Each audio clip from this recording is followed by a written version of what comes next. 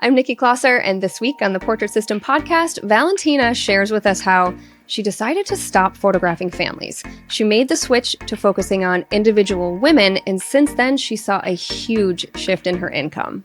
Valentina initially turned her bedroom in her one-bedroom apartment into a studio, but now she has a completely separate studio space, and that's where she focuses on photographing boudoir for women over the age of 40. Valentina also shares about a really incredible event that she hosts, and she also explains how she keeps clients coming through the door. All right, I'm excited to introduce to you Valentina McGregor. Hi, Valentina. Welcome to the Portrait System. How are you? I'm well. Thank you, Nikki. Where are you recording from right now? I am about 30 minutes outside of Austin, Texas, in Lakeway. Oh, okay. Yeah. I'm trying to think, which direction from Austin is that? West.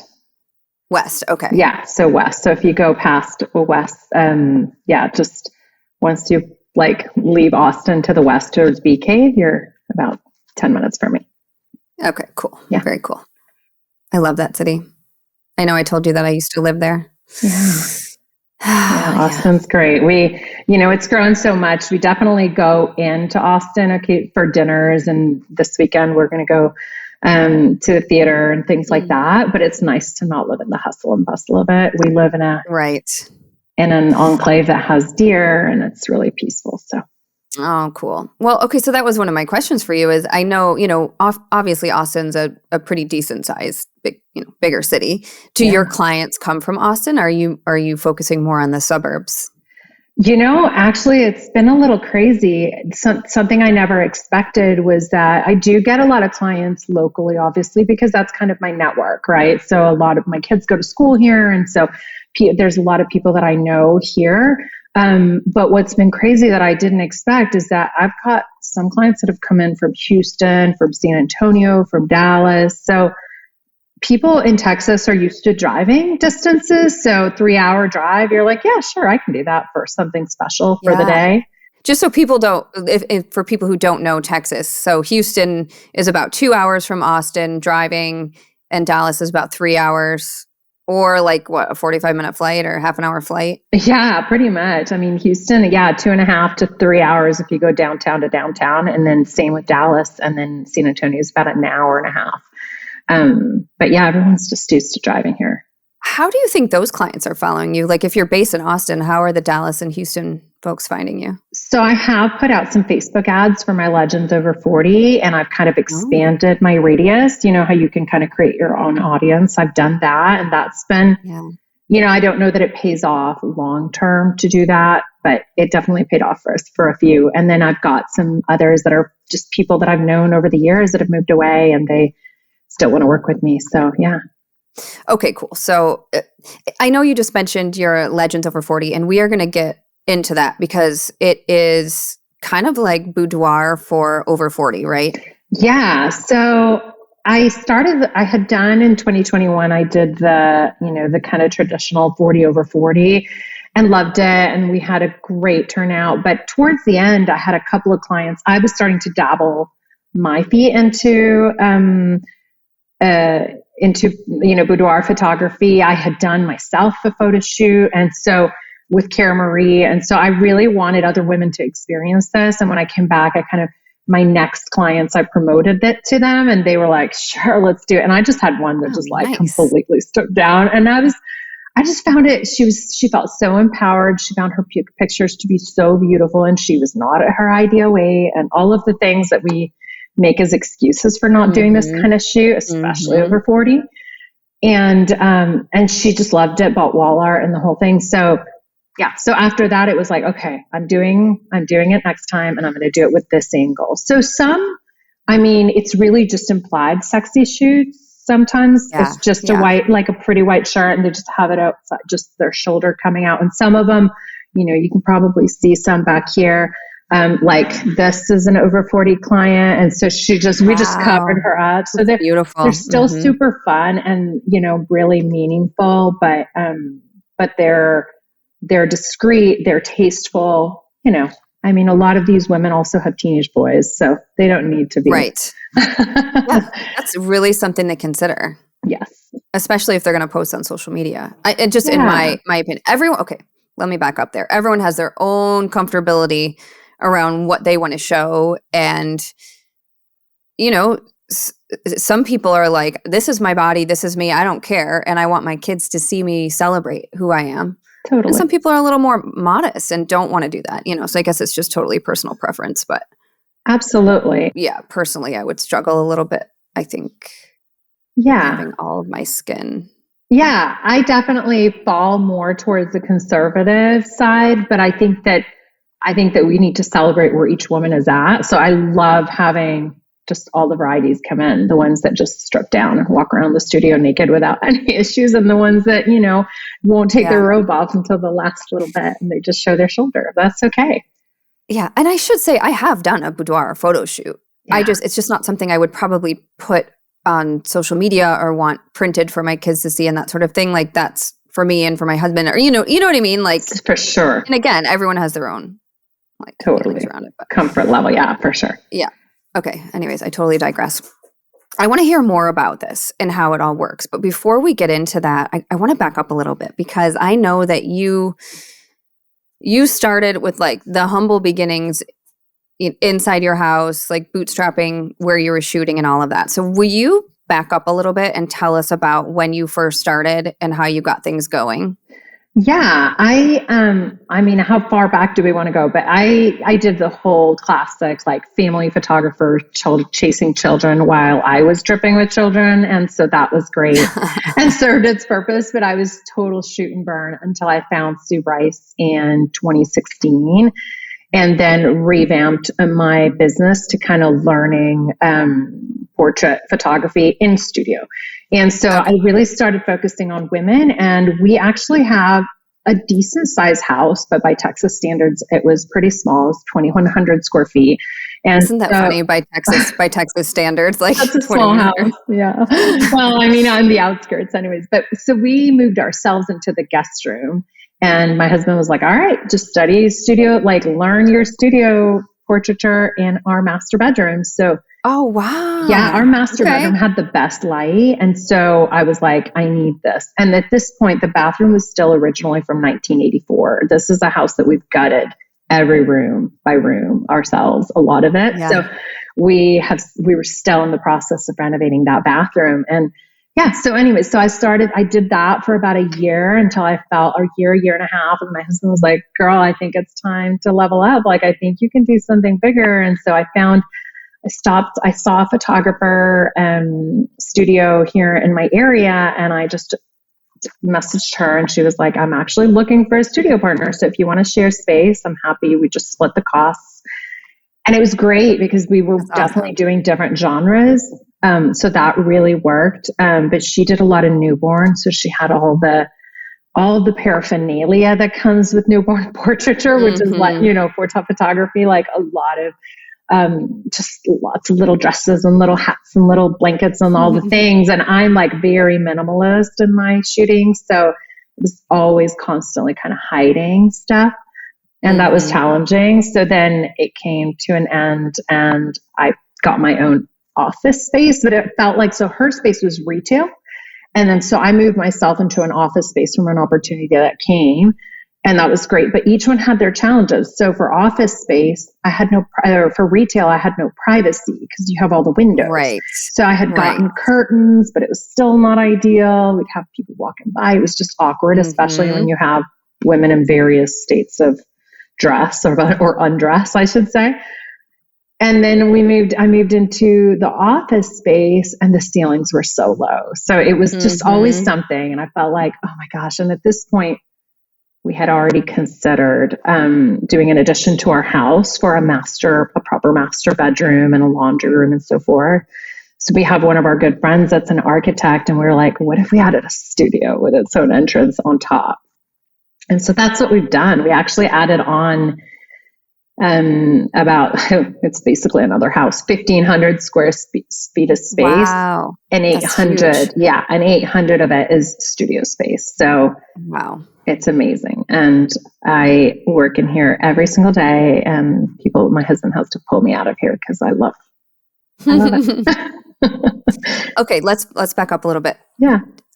So you literally turned your bedroom into your shooting space. Talk a little bit about that. So for people who are wondering what that might be like or how you make that work, clients coming in up through your house, or were you just portfolio building at the time? Because I know you said, you switched the style and genre and everything. Like, were you just building your portfolio, or were these actual clients coming in to the house? I can honestly say that I probably did about 3 portfolio builds for free. And then after that, I started using Voucher system that Sue teaches. And that was super effective for me. So I would have people, we have 2 big dogs. So I would have to hide the dogs. I'd have to make sure the house was clean and tidy, mostly tidy because we're clean, but and then just make sure like the doors to the kids' bedrooms were closed because I wasn't going to expect them to be tidy. And then, how old were your kids at this point? This was 2017 and 2018, so 5 years ago. So I had an 8-year-old, 14-year-old, no, younger, 12-year-old. Yeah, 8, 12, and then I had a high schooler. Okay. Yeah. So busy house. Like it's not just, Yeah. It was crazy. And I was definitely still, I really wanted to do it full time, but I still felt that pull of motherhood. So I would do, and I was kind of squeezing clients here and there. And I started working with a makeup artist, and we would have her do makeup in the kitchen, actually, because the kitchen was already renovated. That was a nice part of the house. So I was like, okay, we'll start there, have my clients do, get their hair and makeup done in the nice marble kitchen. And then we'll just move upstairs to for the rest of the shoot. All right. So you said you were shoot and burn before, and then you implemented vouchers. Was that helpful to get your prices up using the vouchers? Absolutely. It was invaluable. I don't think I would have mentally been in a space where I could have just put my pricing out there that high, going from taking $300 to $400 to like $1,500.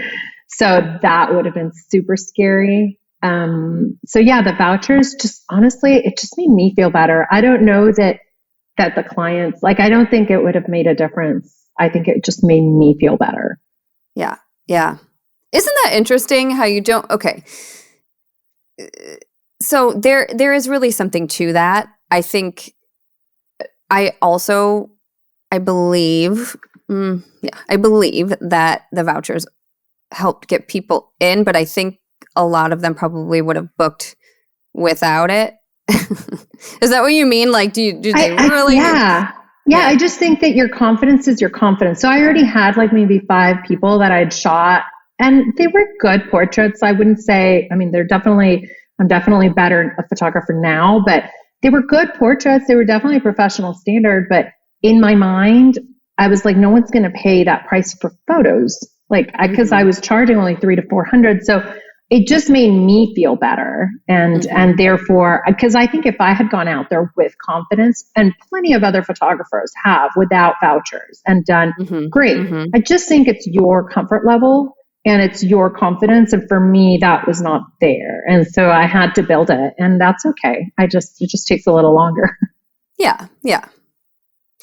I will say though, that I probably did book a couple for sure, because now that I'm thinking back, because of the vouchers, because they got to come in at because I used to do the voucher where it covered the cost of hair and makeup. So they were coming in at no cost to them. Same. Yeah. Yeah. Okay. Yeah. So I think sometimes it can push someone over the hump if they're for sure still trying to decide. Yeah. For sure. And definitely, since it is, especially at the time, it was a relatively unknown type of photo shoot. So people were like, oh, there's hair and makeup. It was definitely a bonus, but you had to spend more time kind of educating them and telling them. And so I feel like that voucher just removed all of the insecurities or uncertainties Definitely.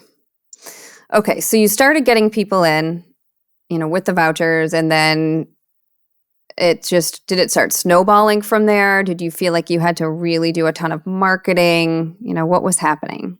I was still getting kind of pulled half and half with family and stuff. And so it wasn't really until 2020 that or 20, yeah, I would say 2020, that I went all in and just started working full time on my business. And that was when, I did all of the things right. And I started looking at my bookkeeping and my SEO and all of the things that no one tells you that you also have to do as a photographer.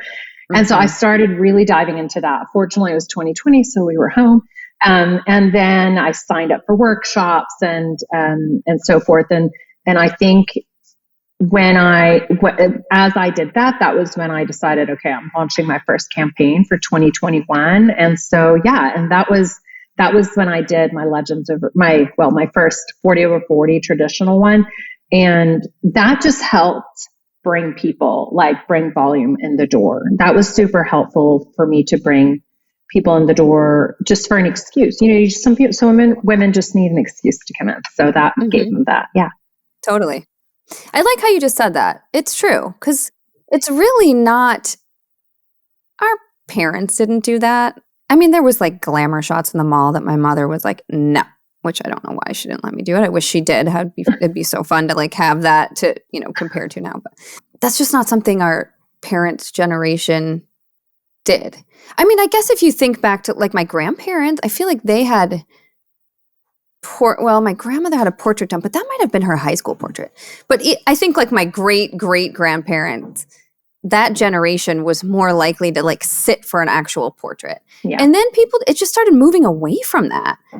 Like my stepmom looks at, some of the photos that I've done of women, and she's like, why would I want all those photos of myself? Like, it's just a different mentality around it now. And I think that we have all, as photographers over the last 10 years, Sue, obviously, like leading the gang, trying to change that and bring it back to a thing that you should do. Yeah. But there's still work to be done on that. And I love it does. It gives people an excuse where it's not just like, look at me, I'm so vain, I'm going to seek out a photo shoot for myself. Where this is like, it's a 40 over 40 campaign. I'm over 40. I'm doing it. Yeah. And it's amazing because that will sometimes also plant the seed for other women to, like, I just had a client that's booking me for her because she's about to turn 60. And she's like, but she didn't even look at my Legends over 40. She's like, I just want a full photo shoot because I'm about to turn 60 and I want to celebrate. Like, that gave her the idea to celebrate her age rather than kind of hide behind it. I don't know. I think historically it used to be, I have portraits of my dad. My parents came from very different backgrounds. My mom was relatively wealthy. My dad was very poor, and in Argentina. And my dad had portraits every single year. His mom would take him into a studio and have portraits. She would pay to have portraits made of him, and I have them all because I think cool. It's just what she really valued is documenting her only child growing up. I think as cameras became more accessible, we started losing some of that value. I don't know. I think we lost some of that value with having the cameras become smaller and smaller, and now at the palm of our hands. Yeah, agreed. It's such a more, it's not a formal thing as much, I guess. Yeah. But, I really think there's a movement. There are so many of us out there right now who are doing, campaigns and just helping people understand why it is so important to document. Because, people use their phone or their point and shoot little camera or whatever. Does anyone even have it's just like, and then it sits on their phone and nothing happens to these portraits. So I have a crazy story, and I don't know if this needs to stay on here, but I just met a woman that we're doing an event together. And so her and I are brainstorming this event, and she mentions this person that we have in common. And I'm like, how do you know her? She goes, oh, well, we're old friends. So I went to a wedding with her in Mexico. Turns out she'd been to my wedding. So I was able because I have obviously the physical pictures, I dug up the picture and instantly found her in my wedding pictures. But I just think there's something to this physical portraits that are not in the cloud. Yeah, agreed. All right. So you decided, so you did your first 40 over 40, and then you shifted to kind of like boudoir for over 40. So talk a little bit about that. How do you market it? How does it work? Yeah. So the way I market it is no different. I mean, I think I market it a little bit with my story. So my story in 2020, I was also going through a really hard time with one of my children, one of my older kids, my older kid was just struggling with mental health stuff and all kinds of things. And so it was really like, I felt like I went from being a full-time homeschooling mom to all of a sudden trying to grow a business. And then I was just getting pulled back to family. Mm-hmm. And so I lost like that year. I feel like I was like in a form of depression. I don't know. I've never been depressed, but I think that was the closest that I've ever been to that. And then I started planning for 2021 and I was like, okay, I'm going to do this project, but I'm also going to go to Italy. I had lived in Milan and I went to fashion school in Milan when I was 18.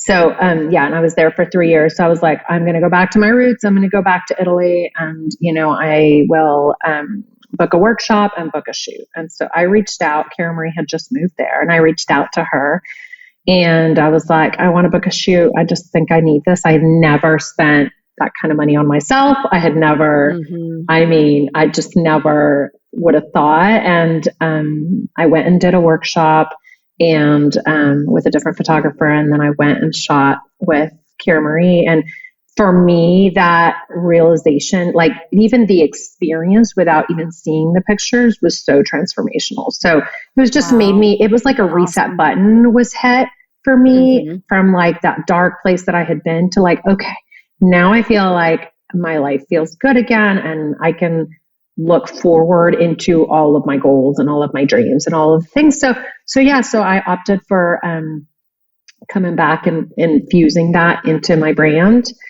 And I think it's just through my story and through really telling clients like this is your shoot. Whatever you want to do, we will do. Whatever you don't want to do, we don't do. Like you can be fully dressed and still be sexy. You can be wearing a full sweater and, just pull up your shorts and it looks like you're wearing nothing under and it's just like long legs. And it can look so many ways. It can be sexy without being exploitative. And I think that really resonates with my clients because most of us over 40 are not going to be like, oh, let me put it all out there, and so I think it gives them reassurance and for sure for me, it's really rewarding because they are able to see themselves from my eyes, which I'm there only to find their best angles, their best lighting, as photographers, that's what we're trained to do. So it's super valuable for them to see that. And they're like, oh, wow, I didn't know I could look like that anymore. Like I remember that girl in her 20s, but I didn't think I still had it. And there she is. I love that. And I love that you kind of give them the option. And, just looking through your Instagram, I mean, you kind of show both. Like there's someone who is just in their bra and, underwear. And then you've got someone who is in like a blouse or whatever. And just showing that there is a variety out there and you get to choose which one feels more comfortable for you. I think it's really great. I mean, I think we really have to show that if we want to appeal, especially because Boudoir has this quote unquote, it's like heels and pearls and, lots and lots of skin, but it doesn't have to be that way. And it's up to us to show people that it doesn't have to be that way. That, like you said, sexy can be other things. So it's like, if you're listening and you want to incorporate, shoots like this, make sure you are showing that, don't just tell people, well, you don't have to be naked. Or you don't have to just be in your underwear. Like show people, give them examples, do some portfolio building shoots so that you have stuff to show. Yeah. And reassure clients. Like I definitely, because I get clients that come to me and they're like, but I'm not sexy like that. Like I'm not that kind of person. I just don't see myself as a sexy person. And I'm like, a lot of my clients feel that way, but I will pose you in a way that looks sexy. And then you will start feeling that because you just will, because I will remind you that you look amazing. And I'm going to tell you, look this way and fluff your hair and do this. And I think that also is like, oh, so you'll tell me what to do. And, they look like candid photos or, unposed photos, but they're absolutely not. Everything's been directed.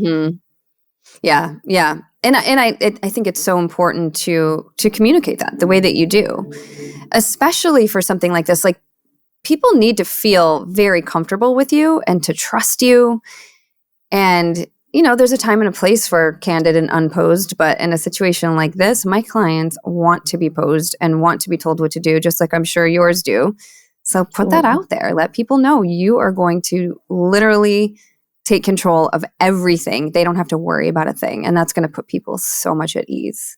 Yeah. Yeah. And we've become more self-conscious for sure. So I always ask my clients, what's your favorite part of your body? And is there any areas that you are maybe not super confident about? Because I want to know. And if we need to, hide a tummy area a little bit, whether it's with shadows, through lighting, or through posing, those are all things that we can adapt and learn. And I would definitely encourage anyone doing a Legends over, or an over 40 campaign to encourage clients. And I did it after I did my photo shoot myself. I was able to show some of those photos, and all of them are beautiful. All of them are classy, but they're still sexy. Like, there's definitely, and so I want my clients to see what I normally look like without hair and makeup, because I show my face all the time on Instagram, and then also see, now you can also look like that.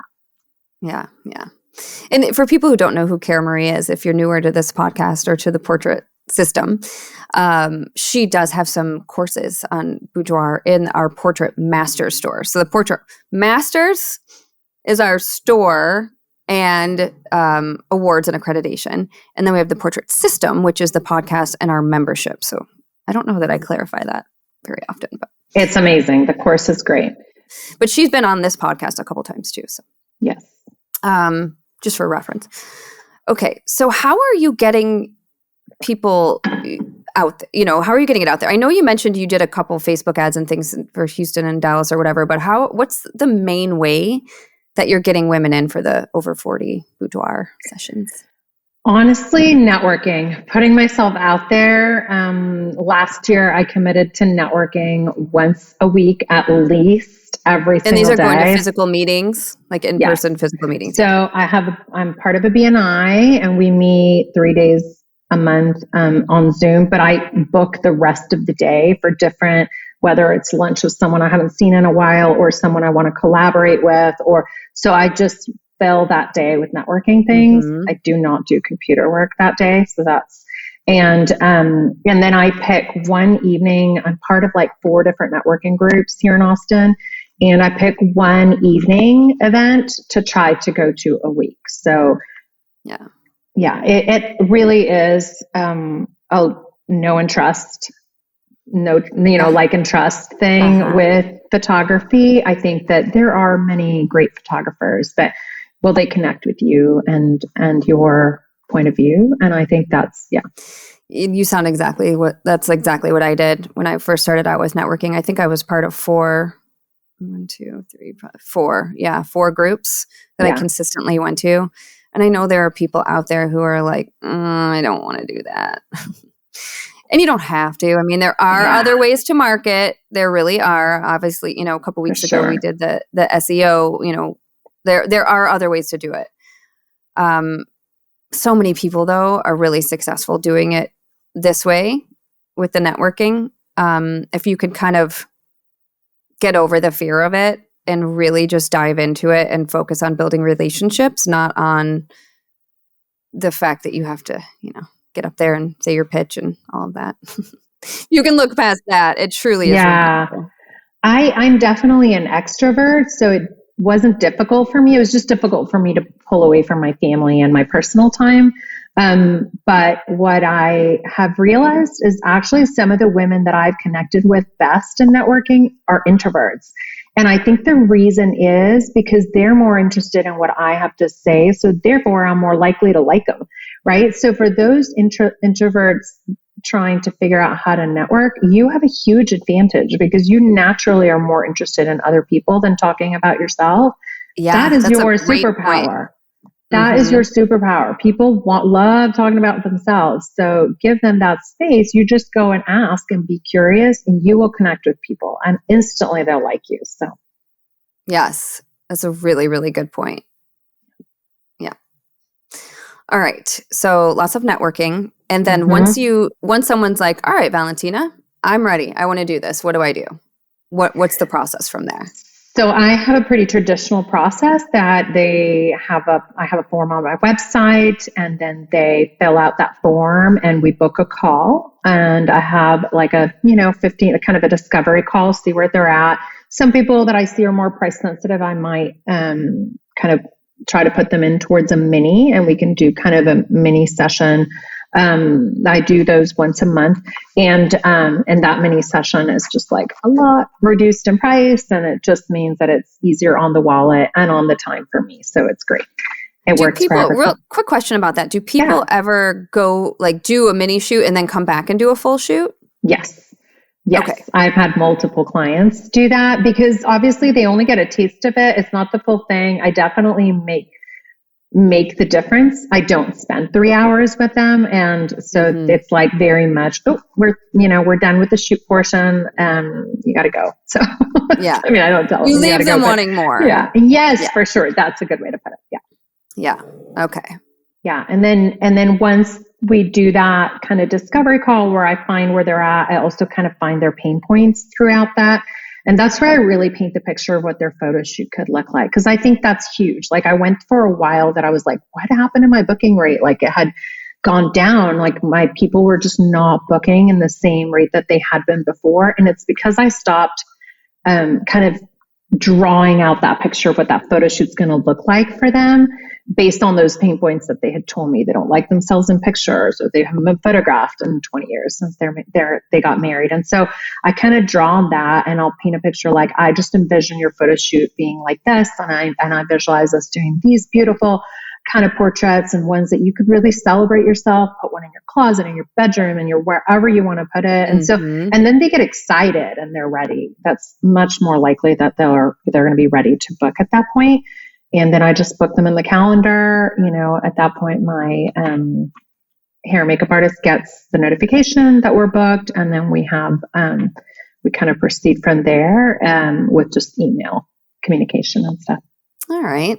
And are they given, like if I know you say it's a Legends Over 40 like sort of campaign, but is it really like they're just coming in for a typical shoot, or is it they're getting something like, they get one photo, or, just for doing it, or how does that all work? Yeah. With the Legends Over 40 session fee, they get one image. And it's a print. And so it is a matted print. And then they get 2 tickets to the event that I'll host in April. Okay. Got it. Have you done a full one of these before, like the event before? You have? Yes, I did it. And it was amazing. I did a rooftop bar in a hotel, and we did a slideshow, and, it was such a great event. I would say the only recommendation that I have that I wish I had thought of before I did that, because it was amazing, but everyone brought their partners. So that didn't transfer to more bookings for me. So this time I'm doing it where you can bring a girlfriend. Yes. And so, yes. That's what I was thinking. Like, ooh, girlfriend would be. Yeah. Yes. And that way they have an opportunity, and I'll probably do some kind of email acquisition. And that way then I can send them like a special or a something. So. Yeah. That just seems so much fun. I have this super awesome vision of, like you said, rooftop, and then like a big projector screen, and then they get to see their image and cheer for everyone else, and wine and food. Like, oh, it just sounds really cool. It was so great. And honestly, for anyone that has never done this, it was not as expensive as it sounds. I think I spent it was maybe $3,500 total. So when you think of how many shoots you've done for this project, it's only taking a little chunk out of each booking. Like I had one of those clients alone was almost a $7,000 client. So, nice. That, it pays for itself. And I think that, things that I loved was having like my step and repeat in the background, the clients I had done an interview with each of them. So they had told me like their favorite song, things they wish they could tell their younger self, and things like that. And so we did all that in a projection, like with the questions and the answers. And it meant so much. And as the women were walking in, I had the playlist going of each of their favorite songs. And so Aww. it was so fun. And I think a lot of those women are now friends of mine. So it's great. Yeah, that is very cool. And I'm sure that, I mean, they're going to be talking to their friends and family about it. And yeah, that's awesome. Yeah. Do you know what your average sale is from, the last one you did, or, just overall for these? Yeah, my average sale right now is at $3,200. Wow, I've kind of that's upped, fantastic. I've raised my prices, obviously. So right now I'm sitting at $3,200. So I can't complain. It's pretty great. Nice. Yeah. For that one, because people get the one print, they don't get the digital of that, correct? They do. I always yeah. give them the one digital. I mean, I am not stingy with things like that. I think that, I don't know. Yeah. I I'm like want them that to be too. I would give connected digital too. I had thought that you said it was only print. That's what I was just curious. They get both. And then how much is the session fee? So the session fee, I have it at $590. So it's pretty low. It's a pretty low point of entry for clients. I feel like they feel like with the hair and makeup and the hour and a half in studio. I also do a styling consultation in person. So either, unless they don't want me to, but I usually go to their house. I help them select clothes. I look at their walls, take pictures of their walls. Oh, wow, yeah. And that really helps me kind of on the back end. And I take prepayments with incentives. So if they're uncertain about what they're going to get, I'm like, well, if you pre-purchase this package, I give them 10% off for pre-purchases. So it really helps for clients that are, unsure about how much they'll spend, but it also helps them split up that expense. So when, I just don't love the pressure at the ordering appointment of them like, oh, I just hate that feeling. So I like it to already be covered. And yeah, there is something really great about the pre-ordering. And like you said, there's not as much pressure in the sales room, but it's also kind of like, well, it's money already spent. So if they're going to upgrade, if they buy the biggest package already or whatever, fine. Yeah. But if they bought like the middle package or the lower package, it's, it's not as difficult, I think, to upsell once it's like, oh, but for, only $600 more or $400 more or whatever, you can get all of the photos that you really love as opposed to having to narrow down more. And it doesn't feel as much. Yeah, totally. I do think that has helped me raise my average, as well as I started offering synchrony luxury financing as well. So some clients really opt for that, and it means it splits up their payments by 6 months. And I would say that's helped me for clients that are in between my middle and top package. What company are you using to do that? Did you say? It's Synchrony Bank. They work with furniture companies and jewelers and different things, and you can apply for like luxury. Affirm. Is it similar? I feel like I've heard of Affirm as well. Is that? I think Affirm is through PayPal. So this is just its own private. I don't know who owns Synchrony, but I think it's its own private thing. But I think it's a great option for some clients. It's just a little bit of an added expense for me, and the fees are a little higher. But I think for some clients. So like for PayPal, I think it's 2.95% or something like that if they pay with a credit card or pay with PayPal. So is it higher than that for you? It is. I can't remember, but it is a little higher but it's worth it if it means that they went from a $2,500 or $3,500 package to a $5,000 package. Right. I'm like, I'll take that little hit. Yeah, definitely. It was the cost of doing business, I think, if you work that in. Absolutely. All right. So, in addition to the networking, just, getting bums on seats. I think that's something that, it can be tricky. It can be hard. And I think that's probably what we hear the most is like, how do I get more bums on seats? So is there anything else that you're doing? If people are like, I don't want to go to 4 networking meetings a month, what else do you do? You not do anything, maybe not. Yeah, no, I do all the things. So I think that you have to find what works for you. I think if you're not a person that can go because you have little kids or you have, a full-time job, like You can't go to a lot of these networking things. I think Instagram and Instagram Live or Facebook Live are really great sources of like putting people in your life. And we're all so nosy. Like we want to know how other people live, how they work, what a shoot looks like, all the things. And so kind of include people in your life. And if that feels super uncomfortable, because it can, for me personally, so I've been doing that a lot more. And one of the things that I decided early on when I go live or I go on Instagram is I do not use any kind of filter. At first I started using black and white filters or whatever. And I was like, no, the whole point is I'm going to show how I look, like with makeup, without makeup, my hair done, my hair in a ponytail, all the things. And I'm okay with that. And I want them to know that it's okay for them when they come in to my studio, however they want to be photographed. And in the same way, like I've also started through a lot of these networking events that I had done, I realized, okay, there is a huge interest for women to just get together. And so let's give them an excuse. And so since we added on this gorgeous 800 square foot space, I was like, okay, I can start hosting events in my studio. So I've hosted a coach, a business coach, and she came in and did an amazing event, like a free event. And it was just like it was something you would pay for, honestly. And then we had another one with a function. So they came for her, but it was in your studio. So you get to market to all of the people coming in. So the great thing was half of them were people in her network and half of them were people in my network. So it means we cross market, right?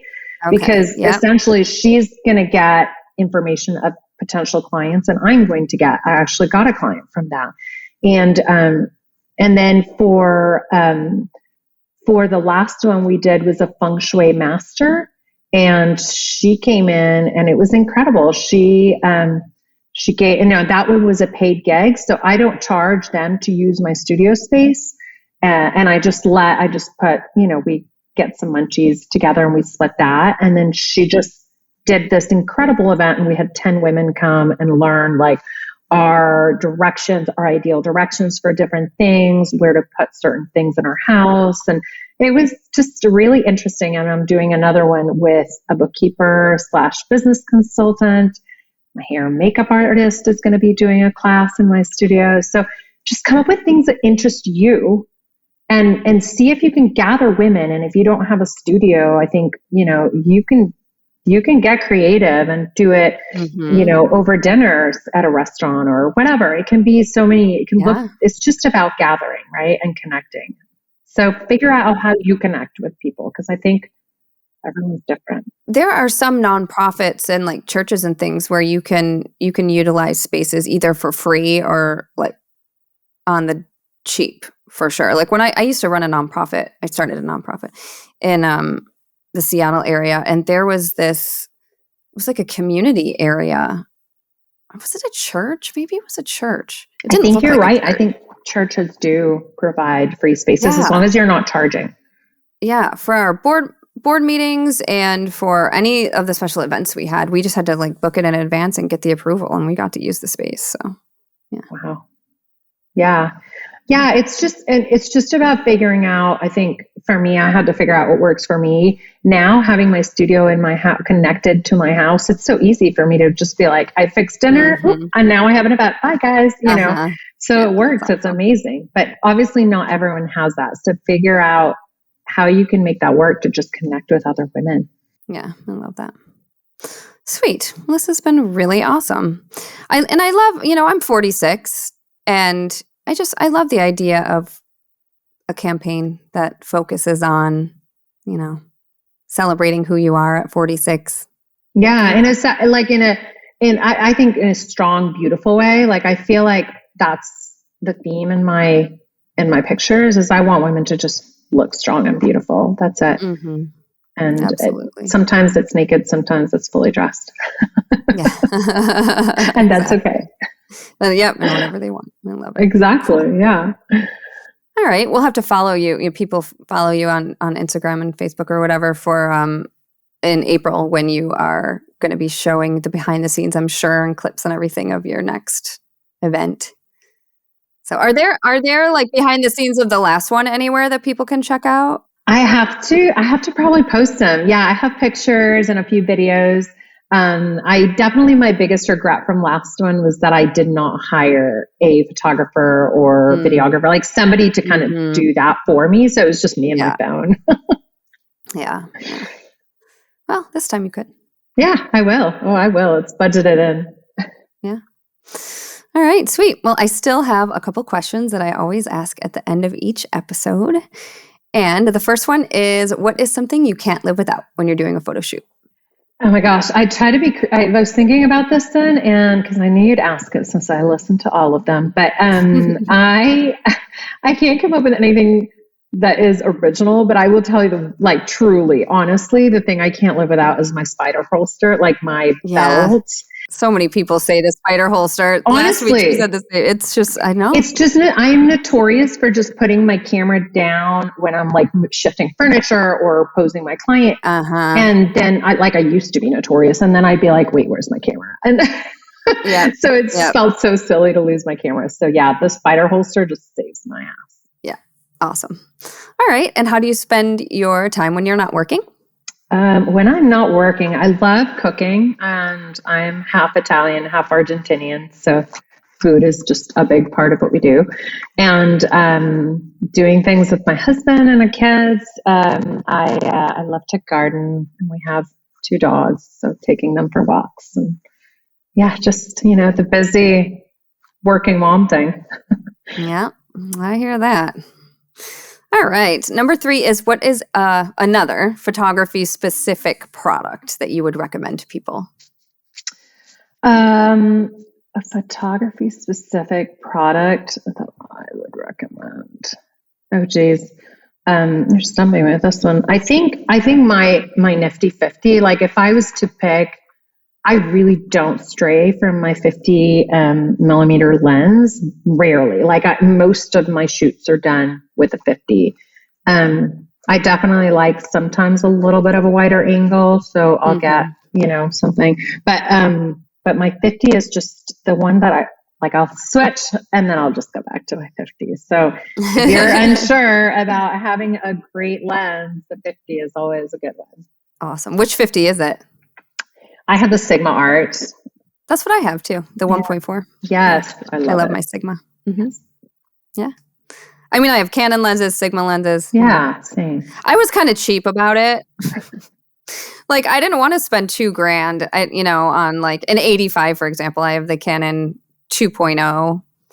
But I rarely shoot, more open than 2.0 anyway. I know. I love that lens. I've had it forever. And I think it was like $500. I've had it for 9 years. Yeah. I think the biggest misconception when you're starting out with photography is that the gear is important. It's not. Mm-hmm. It is absolutely not. When you're learning, the gear will not make the biggest difference. I know. I mean, you have to have a professional something, but you do not need the most expensive gear. I've never had the most expensive gear. Yeah, no. All right.